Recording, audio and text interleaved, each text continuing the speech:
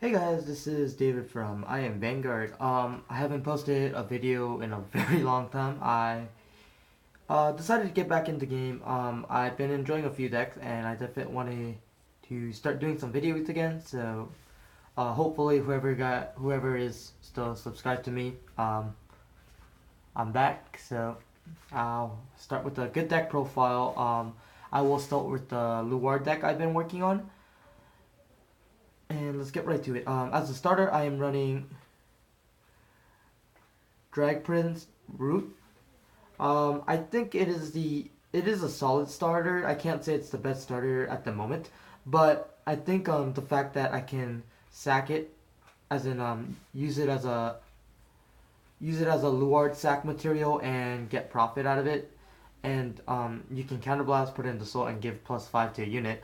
I think this is very good early in the game to gain soul, because this deck does have a little problem of soul gaining. Counterblast, I mean, early in the game you usually heal it off for some sort, or you usually use the owl's effect to unflip. So the counter charge isn't as much as a problem as a soul, so I feel like this card is very beneficial.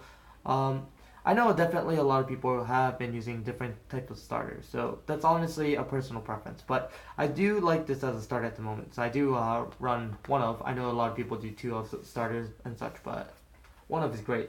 I guess I'll go to the grade 3 first. Of course, like everyone else, it's a Luard deck, so you should be running 4. I run 4 Luard. Luard's ability is a ritual ability of 3. If you have ritual 3, which is basically having 3 grade 1s on the drop zone, um, you can activate ritual, put 2 regular cards, no triggers, 2 regular units back in the deck, at the bottom of the deck, and you can ritual, and you can basically stride for free, is what people say. So it's a it's a very strong ability actually. As much as it looks very simple, it's actually very solid because you do not have to waste any cards from your hand. So I think the reason why this deck is strong is because of Luard, and it's a Shadow Paladin deck. So I think those are like the main reasons why this card is very good in this deck. And of course, it does have an on-stride ability. If you the turn that you stride, you can counterblast, choose a unit, retire it, and call 2 grade 1s from the deck and call it to the rear guard. It gives you, it's a +1. It's pretty good. Definitely a very strong card, and that makes a very strong deck. So for Luards, I am running 2 of the Blaster Dark Diablo. I was considering running 3 just because it is a very solid card. But definitely, I think 2 is enough for now. Just because, I don't want to be too concentrated on Diablo play, which, 2 Blaster Dark Diablo, it's a good tech card to have as a secondary Vanguard, because of the fact that, you can basically stride for free on GB2 to any blaster, so you can get into Spectral Duke Blaster or Phantom Blaster Diablo, so it's a very good card. And then of course, if you stride into Phantom Dark Dragon Phantom Blaster Diablo, you can retire units. So it's a kind of a backup plus kind of a tech card that I would use just so I can retire the opponent's unit and try to hit them with Phantom Blaster, make them drop extra cards. So I think running 2 of is okay, because it's not necessary to run too much of these. And then I do run 2 of the Ildonas that came out in the set. It has a ritual ability of choose 2 units, retire. When this unit attack the Vanguard, you may pay the cost and draw 2 cards, and this gets +3. So I mean, it's okay, but I mainly use it for its second ability, which is on ride. You can counterblast Soul Blast 1 and look for a ritual card out of top 5 cards on top of the deck. So usually I would use this so I can search the Luard and try to ride it the next turn is the ideal play with this. Honestly, if you are riding this, you are kind of in a pinch, honestly, is what I would say, because you do want to ride into Luard no matter what. And the reason why I run 8 grade 3s, it is a little heavy, but at the same time, I would like to try to stride no matter what. So I think having a lot of grade 3s without stride enablers in the deck, this card is very important to run. So, or 8 is a good number to run. Going to the grade 2 lineup, I do run 4 Morfessa. Morfessa is a very strong card.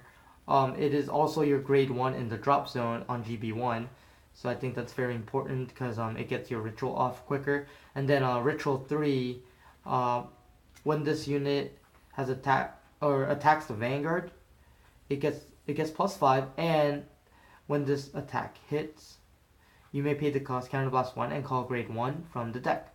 So it's a potential on hit, but I think the most important part is it's a grade 1 on the drop zone, and it gets a +5 on attack. So it's a 14k attacker by itself, which already goes over the 11k, which you can basically use this as a first attacker and then go to the Vanguard and go on so forth. Or with the 7k behind it, it will be a potential 21, which is a magic number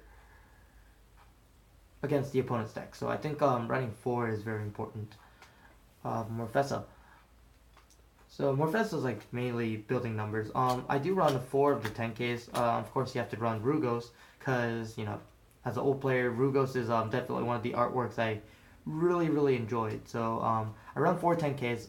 I know a lot of people run 7, but I only think I only need 4 because there's another card I'm running as a tech. So I do run 4. You can run 7 because this deck doesn't really need the grade 2s. But it's more like a tech, and plus like having 10Ks is very good against rush decks because I feel like Luard is really weak to rush decks compared to any other decks in the game. So I think 10Ks are very important to run. If I didn't run this card as a tech choice, I would run 7. So 4 Rugos as a 10K. Of course, that's the best artwork.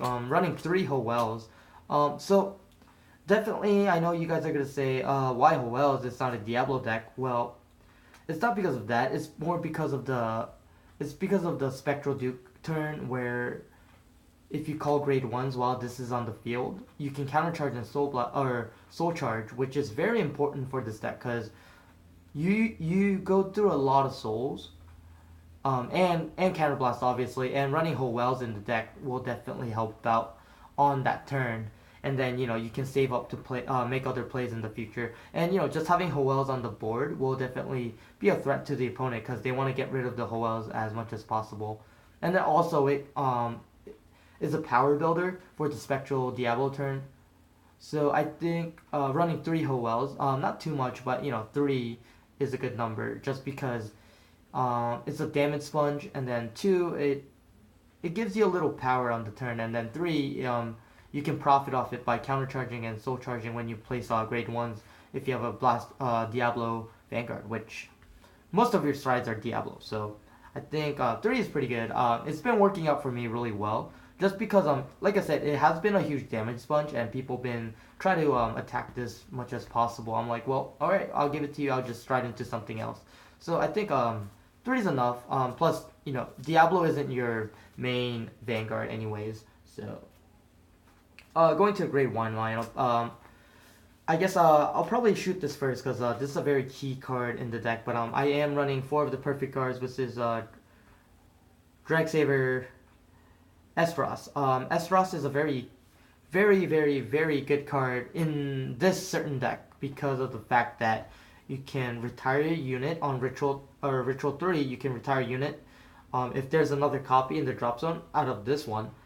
So basically, if there's 2 perfect cards, you can put 1 at the bottom of the deck and then put 1 to your hand. So I think this deck is very good because of the defensive reasons. And also, you can put cards back in the deck. So it kind of helps you from not decking out because you're searching out so many cards in deck. So I think that Esros is a very good card for this certain Luard build. And, you know, it's good if you don't run out of cards. So I think that Esros is definitely a must for those of you that are not running in a Luard deck. Running 4 of the Abyss Owls. Abyss Owls are very important. Also another key card in the deck because early game, if you don't have a Luard in your hand, and let's say you had a Odona or a Blaster Dark Diablo, you'll use Abyss Owl and try to search out for your Luard. And So hopefully you can write it. It's look at top 7 when you place it on the rear guard, and then if you get a Luard card out of the 7, you have to discard up to 3 in total. So basically, you're making up the level that you got, which like I said, it's a very good card for this deck because you need to search out Luard and you need to write into it. And then of course it has a second ability which is also good. Is Ritual. On Ritual 3, when this is retired from the rear guard by an effect cost with the Luard in the name, you can countercharge. And of course, basically your main Vanguard is going to be Luard. So I definitely think that Abyss Owl will give you the counter charge that you needed instead of running the Unflip Perfect guards. And of course, this card is the other reason why you don't necessarily need to run Hoels for the counter charge. So I think Abyss Owls are definitely a must. Definitely see why these are very expensive rares in the deck. As a special tech, I do run Coels. Of course, I am aware this only works with Diablo Vanguard, which most likely this is only here for the Spectral Duke turn. And then honestly, I thought the other grade 1s were a little vanilla because they only get +4, which I was like, I mean, if that's the case, the numbers don't matter. It's more about the card efficiency. So I got one of these in the deck, switching out the Eagles that I was running instead. Its ability is if it's put their drop zone, you can give the Vanguard +5 when it is retired by an effect with Diablo in the name. And then when this unit also retires, get a second ability. When the Vanguard hits, you can call grade 1 from the deck for how many of these that you stacked out and get a grade 1 and put it on the rear guard and give that unit +5. So it also leads to a potential attacker if they let the Vanguard hit, so such as Spectral Duke Diablo or Phantom Blaster Diablo. So you'll basically replenish your field if they let this hit. So most likely it's basically I'm forcing out perfect cards and such with this card, and also it helps with the restanding Vanguard's attack being stronger, or Phantom Blaster's attack being stronger, so the opponent can't really G-guard it fully. So I think this is a very good card in the deck from my perspective. So I think this is a personal tech. Of course, I know a lot of people run the Eagles or the promos that came out in the shops. So definitely my personal perspective, Coel's been working very well. Definitely think you guys should give it a try. So I run 4 Coels. And then of course I run 2 Sword Breakers. Sword Breakers, basically if it's called from the deck, you can Soul Blast 1 and draw a card. Very solid card. Honestly, when you are using Luard skill, you don't want to get both of these at the same time because you still do require soul because of Spectral Blast or Spectral Duke Blaster and such. So you don't want to use too many of these, but you know, I run 2 so I can make sure I can play one of these on the turn I need, so it doesn't end up in the damage zone or in my hand, or you know, I had to write it and such. So I do run 2 Sword Breakers. Very nice card. And, you know, it's a free card, too, because you're going to sack it and use this ability for something else later on in the turn anyways. Going to the trigger lineups, I am running Bella Owls, $20 each. Very expensive card. Ritual 3 on the drop zone. If I have a Luard Vanguard, I may put this back in the bottom of the deck. It's a recycle trigger. I think that's already good. Points there. And then when this unit on the rear guard was retired for a cost, when it goes in the drop zone, you can draw a card. So basically sack this card and then you can draw. So I think definitely see why it's on a higher price range. Definitely a fantastic card. I can't say it's necessarily broken, but definitely a very fantastic card. And then of course I run 4 other crits in the deck because I'm running 8 crits. And then running 4 draws, Howl Owls, because of rush decks, and getting extra cards in hand to you know, definitely gives that feeling that you have a lot of cards already. This card draws a lot, but you know, with Howl Owls, it definitely pressures the opponent that you have a lot of cards in hand. So I feel like draws are very important nowadays, especially with rush decks like 7 Seas or Sanctuary Guard running around. So I do run 3, and then plus an additional effect, you can put in the Soul and give a unit +3. The main factor that that you can put in the soul, so you'll have an extra soul for a Drago Driver turn or a Spectral Duke Blaster turn. So I think it's very important. And then of course, any good player would definitely run 4 heal triggers, G guards, and then the ability to survive. Very important to run heals. Of course, I didn't run mine on Saint Guard, but I think that's definitely different. That'll be a different explanation later on. That was pretty much the deck. I'm definitely gonna go do the G zone. I am running a Seabreeze because it is weak to rush decks, like I have said before, and decks like Sanctuary Guard or Ripples and Aquaforce that has the ability to stay on grade 2. Seabreeze is my answer, so I can start getting grade 1s early. So definitely one Seabreeze, although I do barely get into Seabreeze. It's a backup card of a must, or kind of not necessarily need to stride it, but we'll have it just in case of situation. So I think Seabreeze is nice to run. Maybe might change it out depending. I do run one Carnival Dragon. It's from the trial deck. Very simple effect. You can choose a unit, retire it, and then your opponent chooses 2. They must retire 2 at the least, and if they cannot, you can give 3 cards in your front row plus 4. So pretty solid card. It retires units, and especially with cards like Bella Owl, Abyss Owl, and such like that. This is very easy to use, and just getting retired their starters and such on your first ride. I think Carnival Dragon is actually a pretty solid card for something that came out in a trial deck. So definitely recommend running at least one Carnival Dragons. And I have explained before, I am running 2 Spectral Blaster Diablos. These are very good. It's a restanding Vanguard. Soul Blast to activate ability on GB3. Choose one of your units, retire it, Counterblast 2. It can restand, and it will -2 drive checks, so it only have 1 drive check on the attack. So just the fact that it can restand, and then you can build power, you can put the triggers that you hit with the first attack on Spectral Duke is already very good. And then of course the fact that you don't have to flip any other itself is already good. So you can flip example Drago Driver Luard, and Drago Driver Luard is definitely stronger the more you have opened. So that's one of the plays I do is open up Drago Driver with Spectral Duke, or and definitely you can switch it around and use Drago Driver to flip Spectral Duke Diablo. So I think running 4 Drago Driver is a must, but running 2 Spectral Duke is definitely needed, just because there is a lot of control matchups that will lock you down, or such as Kageros that will retire your units and such. So Spectral Duke is definitely needed in the deck. And then I was explaining earlier, I do run 4 Drago Driver Luards.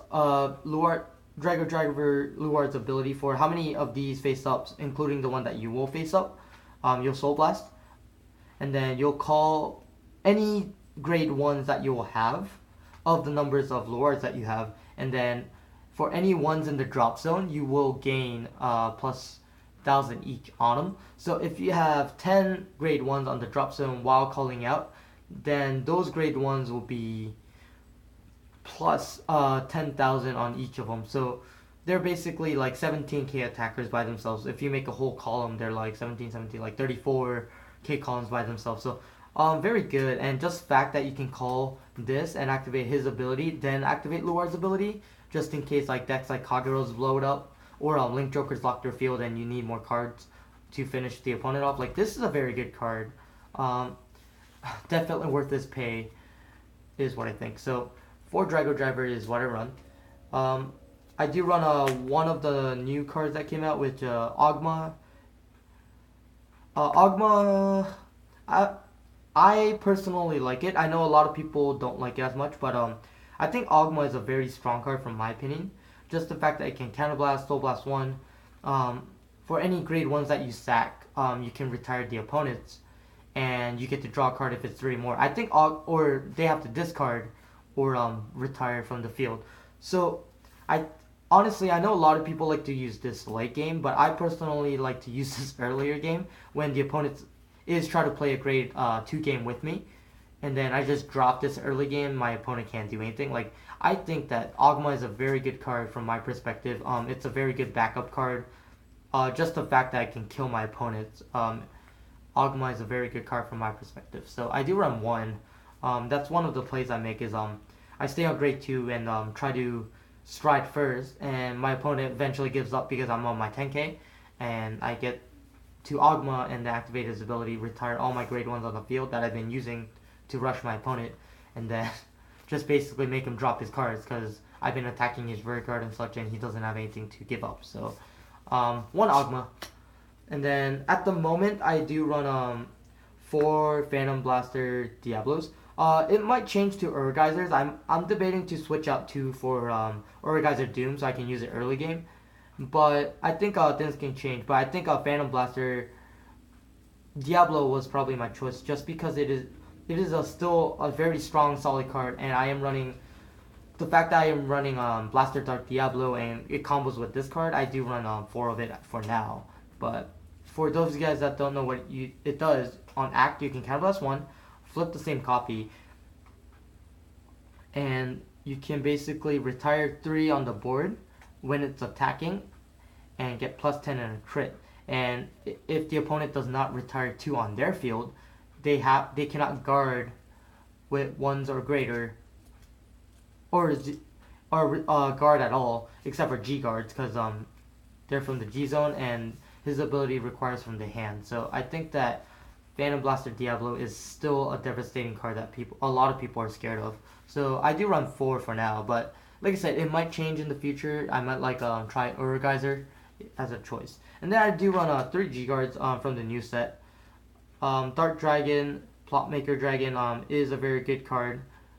Just the fact that on Ritual it gets a plus 10. I think it's one of the strongest G guards that just gives a solid power for just dropping a G guard, nothing else. So do run 3. But honestly, most likely you have perfect cards in your hand, so you'll usually save up your G guards. But that's pretty much my deck profile for now.